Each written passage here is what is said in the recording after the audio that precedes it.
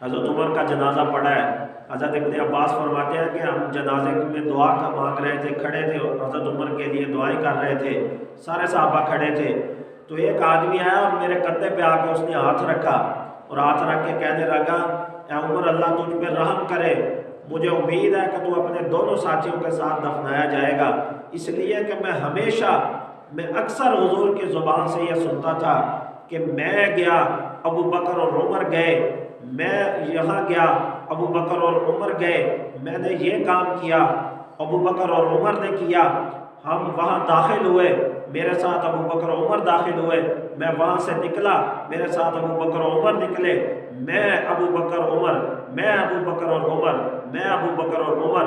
हुजूर हमेशा ये कहते और मैं हुजूर से ये सुनता था और मुझे उम्मीद है कि तुम उन्हीं के साथ दफनाए जाओगे। तो हज़रत इब्ने अब्बास फरमाते हैं कि मैंने पीछे मुड़ के देखा कि ये कौन है।